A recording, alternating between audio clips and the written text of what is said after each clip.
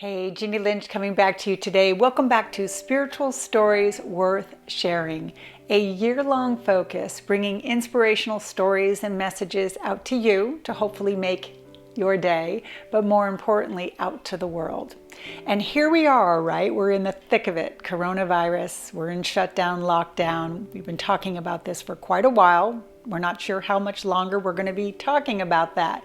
Well, one of the good things that has come from this whole terrible time is I'm meeting so many amazing people online.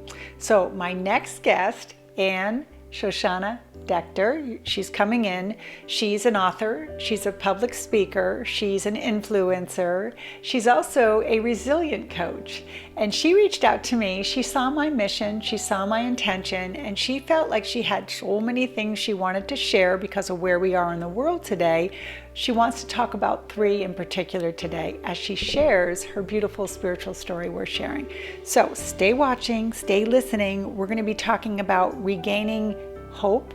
We're going to be talking about fulfillment and purpose in a world gone crazy. And we're also going to be talking about you're not here to be good. You're here to be better. Wondering what that is?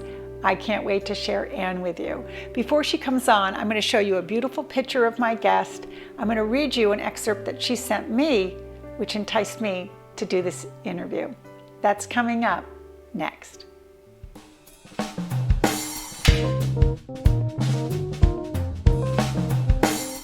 Hey, thanks for staying clicked in. I have to read you this beautiful message that Anne sent me, going back and forth trying to figure out if we were a good fit today. And when I read this, it just truly lined up with me. So as we know where we are in the world right now, it makes me aware that back in my working days, if the computer got all balled up and I got locked out, right, I would call the IT department, and the first thing that they would tell me to do, and you know where I'm going with this, right? Control Alt Delete, unplug it, replug it in, wait 4 minutes, right, and go back to work.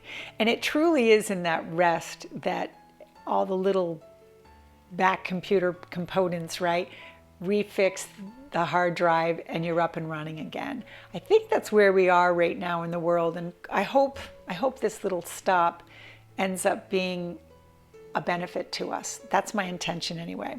So let me show you Anne. I'll read you this, and I think you'll see, like I saw, why it's such a beautiful fit. So without further ado, here we go. She says, Jean, how many of your clients are currently feeling like they're reinventing themselves and having to start over? You see, there's no better time than now to lay the foundation for that new, real, relevant, resilient them. As an author and speaker and resilient coach, the number one complaint I hear is that people are just not happy. They're not fulfilled because they truly have no idea what their life purpose is. Because of this, it feels empty, and this not knowing is painful.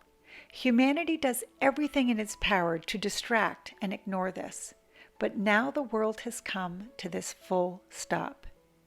This is a monumental wake-up call because only in the stillness of this full stop can we truly hear the voices from within.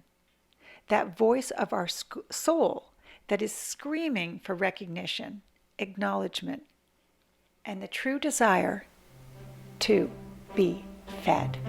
So here's my question today for you. Are you hungry enough? I sure am. So stay listening. Our intention today is to truly feed your soul in this beautiful spiritual story we're sharing. That interview is up next. Yee. So hi, Anne. Thank you so much for being part of my focus, which is spiritual stories worth sharing. And I share these stories and these beautiful people on my YouTube channel and also on my podcast, the Intuitive Mindset Podcast with Jeannie Lynch. So I know you and I met on a podcast group, and Right. I had put up the taglines, looking for people who have inspirational stories to share. Found you immediately, went out and got your book. So really excited for you to bring in this beautiful spiritual story we're sharing and get to know you a little better, make a new friend, as we already talked about, Correct. and help each other in this journey of what's going on in the world. And I know we have a lot to say about that because you're a transitional coach, life coach, and I'm kind of really curious to learn more about that. So the first question I have for you is, what was going on in your life when this, spiritual story or this awakening or this desire to do the work that you're doing today led you here? It started very young, but my most recent memory was I got married at 21, very young, and it was not a happy marriage from the beginning. And it just pushed a lot of the buttons. I wasn't one of those people who knew what I wanted to do when I grew up. So being in this marriage, I was very much led by my husband. We had a very successful design firm. I didn't have a baby until 10 years into the marriage, and was very, was kind of like just coasting along until my dad came to visit me when I was about 26 years old. Yeah. And he proceeded to, within a week, drop dead in my house. Visiting. Visiting. Okay. And actually, it goes a little bit deeper than that. He was coming to start over his life because he had gone bankrupt. And maybe this is a part of a story I'll share another time, what led to this unfortunate crisis. And he wanted to start over. So I've seen my whole life people starting over. I saw a mother who, God bless her, she's still alive, but very much traumatized by the early death of my dad. He passed at 52. And growing up, I saw her going for her master's degree, one class at a time, because just that's what women did. Women didn't even go to school, but yeah, good point. Yeah. she had 3 children, and she wanted that degree. But she also wanted to be that mother. She was a product of her time. Yeah. So I remember her going one class a week until she graduated, just before my dad came down to Florida to start over. She had just graduated that first master's degree. Wow. And then my dad comes down and he drops dead, and I have to arrange to ship that body back, tell her. Um, at that moment, I realized that life is way too short to live somebody else's life. Yes. Wow. Way So too. was your marriage already ending at this point, and his marriage had already ended? Did I So miss? I ended up sticking out with the marriage for a few more years and divorced when I was 33. So I was in the marriage for 13 years. I divorced with my son. He was 3 at the time. And I just said, so that just was like drama and trauma. There are no other words for it. Yeah. And at that point, I just said, somehow, some way, I don't know how, because we were so enmeshed, because we were working together and everything. I didn't know how I was going to break out on my own. I didn't know.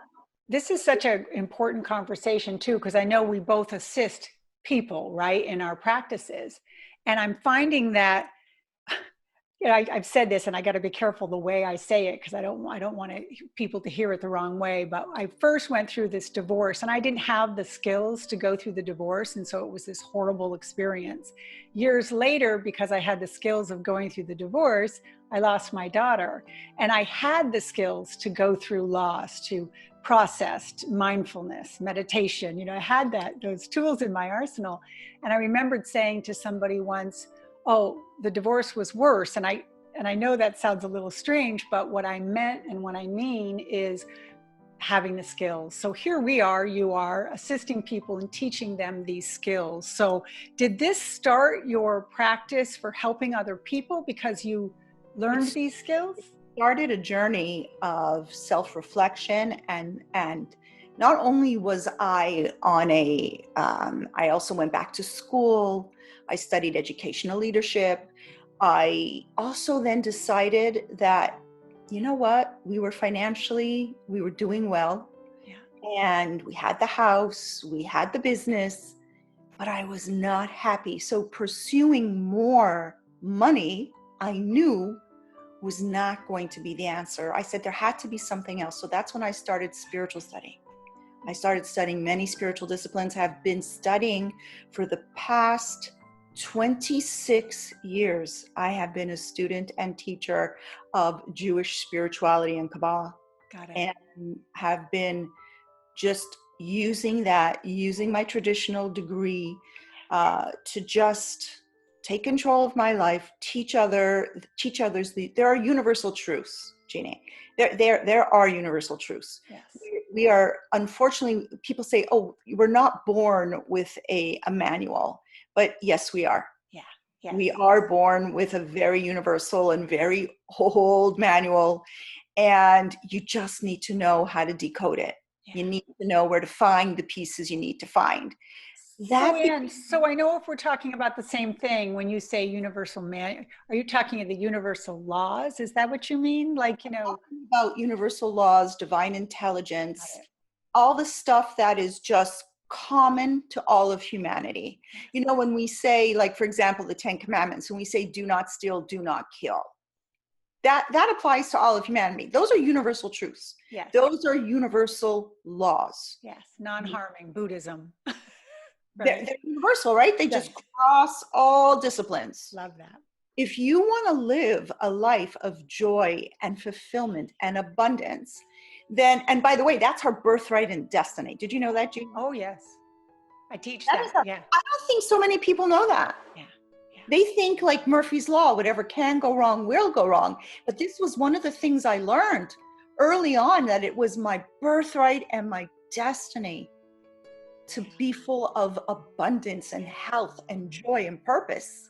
It is no coincidence that you and I are meeting and doing this work, because what you're saying just rings so true for my work also. So I'm so happy we're lining up. So clearly this incident of your father passing in front of you, and I'm so sorry for that loss, and then you going through the divorce and recognizing and starting to be a spiritual teacher, this changed your life clearly. One of my questions is, how did it change your life?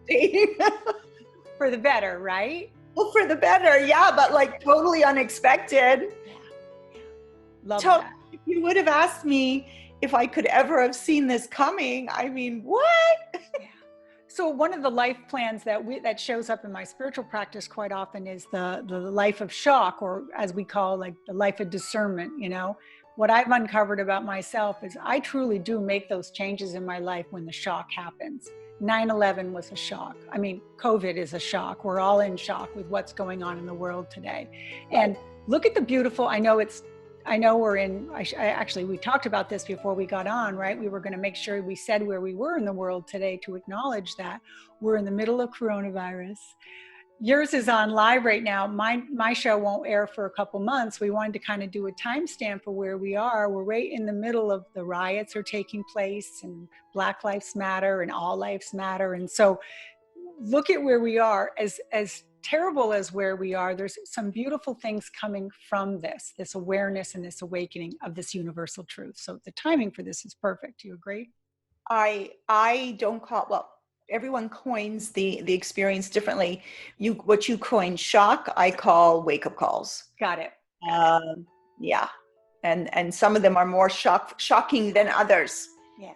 So your process for going through, I'm interested in your spiritual studies. You've got 10 years on me, by the way. I've been on my spiritual journey for only 15. So I feel like I'm talking to an elder, and I don't mean that age-wise, but I'm curious. You said through the Kabbalah, and I don't know a lot about that. So I tend to go more towards Christianity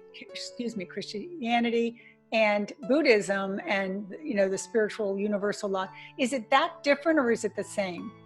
You know what? Universal rules and truths are universal rules and truths, and let's just leave it at that. Yeah. When you know that whatever you hear, if it rings right and true, it usually is right and true.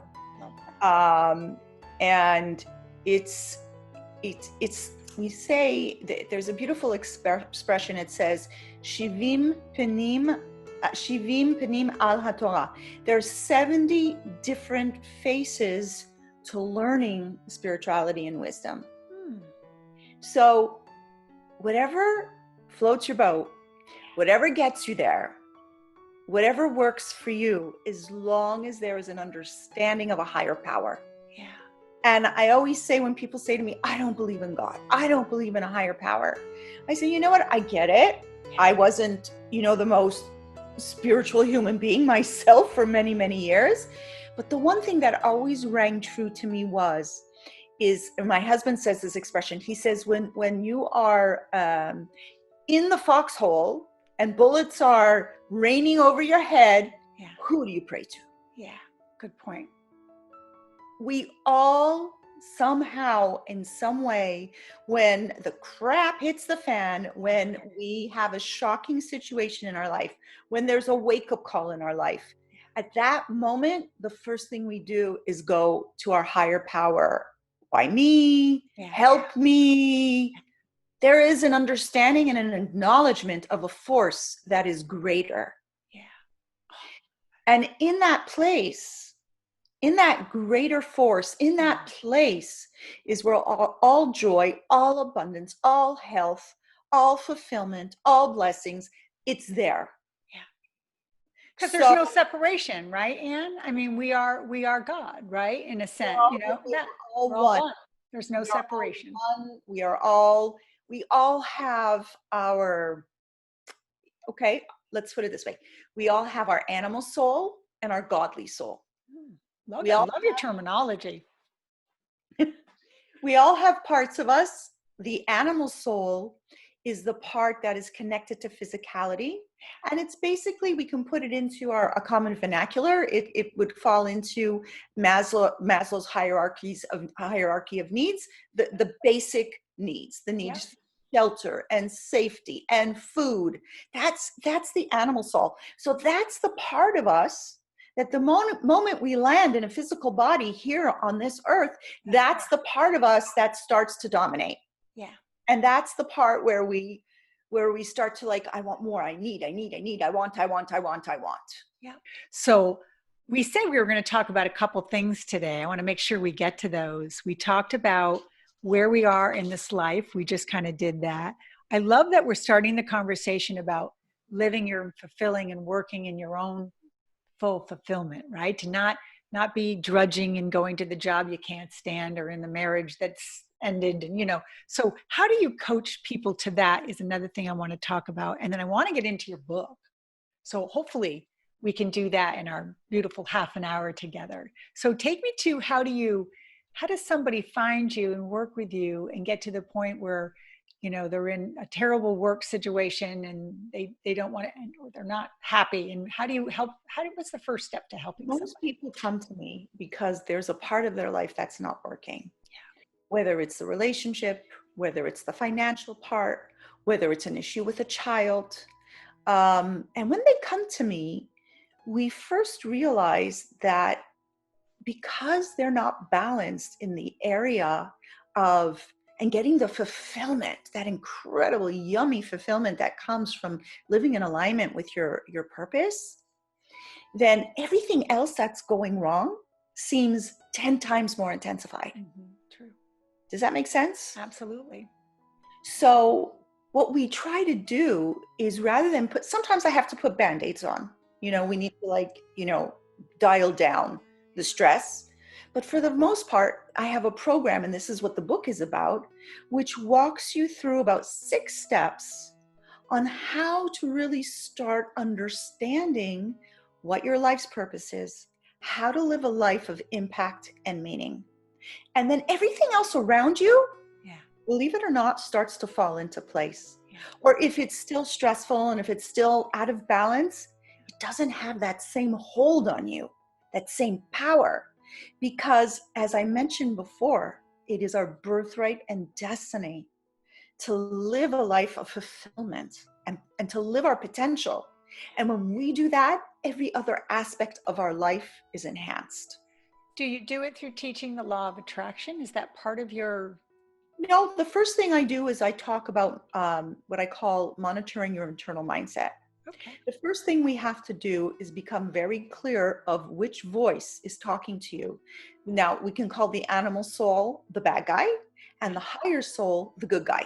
Yeah.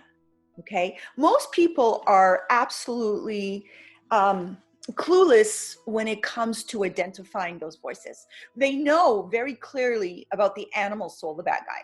I want, and I want it now. Yeah. They're very connected to that. But the voice of the higher power, the voice of your higher soul, the good guy, if you don't learn how to listen to that good guy, you're never going to cross that bridge from survival to optimal self-actualization. Yeah. So let's dive into this beautiful book. First off, tell me the title because it's so catchy and so smart. So say the title. You aren't here to be good. You are here to be better. How to reclaim hope, purpose, and fulfillment in a world gone crazy. I love it. So tell me the inspiration of what came from that title. Did the title come first and then all the practices around it? Because No, the practices came first, and I, with the editor, went back and forth about the title. It was like, how do you put, like, this whole book on how to live a life, a good life, the best life you can have. Like, how can I pick out one concept, right? Right. So, like, now I talk about how to live the life that lights you up. So it's all the same concept. It's how to live your potential, have the best life, make the best of whatever you got in this lifetime, right? So Anne, how can we follow you, be part of your tribe? Is it something that anyone can do, or, take us through to like someone working with you? I know I get to be part of your Facebook, and this is on Facebook. So tell me more about how people can potentially work with you. And I'll put all your descriptions and contacts in the description. I have on my Facebook page, and Shoshana Deckter, I have links to booking a complimentary 30-minute discovery call with me. I have links I give people the first 3 chapters of my book to read and see if it resonates with them. They're just reach out. I mean, and I have you can email me directly at good to better 2020. The 2020 is 2020. Okay. Good to better 2020 at gmail.com. Any questions? Look, the goal is to, and this is a major tip I give for people, in their life, is surround yourself with like-minded people, because no one can do this work by themselves. So you reach out, you connect with people who have what you want to learn. Yeah. And I'm an open book, so to speak. I love to speak to people. I love to connect with them, but I give it to you straight. They don't call me the Resilience Warrior Coach for nothing. That's the title I like. So resilient, say it again. Resilience Warrior Coach. I love that. So here's my next question. That's a good lead into that title. What do you want to share with others when you're talking about resilience? What does that mean when you're coaching people to be resilient, since you're a resilient coach? And I know some people have an issue with this, but I'm a fighter. I'm a scrapper. You got to fight. Yeah. You got to fight for your birthright and destiny. Yeah. You got to fight for your happiness. You have to fight for your fulfillment. No one is going to give it to you for free. Yeah. And actually, that's one of the reasons why you're here. There is a holy term called tikkun. Tikkun. Tikkun. Tikune. And it means to fix. Each one of us are born with a tikkun, something we have to fix. And it usually comes in the form of a challenge. Okay. So anybody who thinks that life is going to be a bowl of cherries, don't come to me.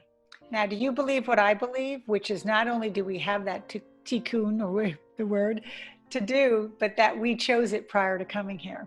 Do you believe that? Some is chosen, some is as a consequence to certain behaviors that we engaged in. Okay, past karma and that whole piece? Okay, so put it that way. Yeah. Combination of all of it. I love it. Combination of all of it. But the reality is, I don't care where it came from, you're born with a tikkun, and you got to deal with it in this lifetime, because if you don't, death does not negate it. You will have to repeat it.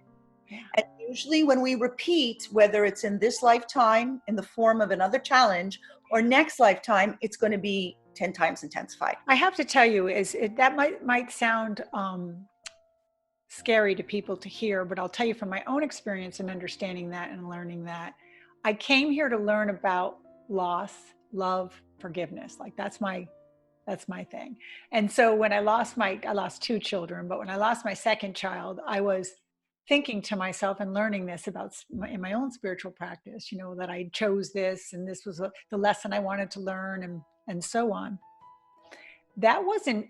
It didn't take the power away from me. It gave me back my power to say, okay, so if this is my course and I want to get a PhD in it, I really want to understand this so I don't have to go through this experience again, and set out to kind of approach it from that point. So as we're saying this, it's not to be said like, fight or flight, right? You can do or die. It's really like resilient, right? Take on that challenge and do the best that you can.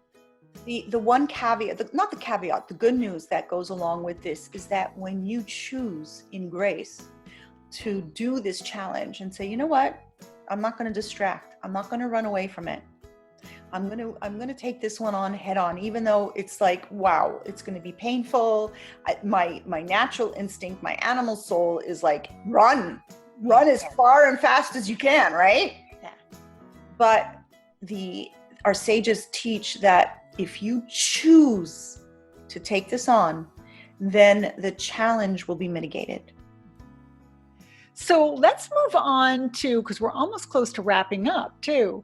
I want to make sure, because of where we are in the world today and because of what you coach to, and I know you started to say this about the pause and the question that you put out on Facebook today, what would be your message to the people today that are feeling like, I didn't choose this, Anne. There's no way in hell I wrote in COVID to learn this experience. What would you offer anyone a spiritual message today? Just a spiritual message of hope, just so we can get to our wrap up.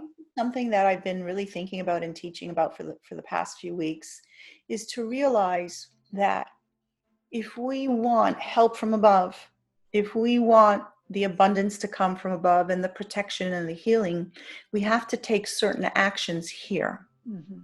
So the action that I would suggest everyone take is choose to fight this battle with COVID, with your fear, with whatever is going on right now, is choose to face it, choose to take it on.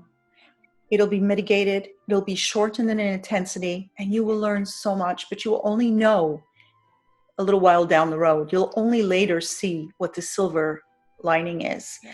But don't run away. Yeah. Don't stop the voice inside that is screaming to say, you can do this, take this path, make this choice, do a different choice, do something different than you've ever done. Now, I would add to that, and it's probably the same thing you're saying, which is through love, right? Through love, support, helping others, all that. That's, I think, how we really get out of this. Not the scarcity of where we are today. So I love our conversation. Thank you. I love what we talked about. And have I missed anything before we head into our rapid fire?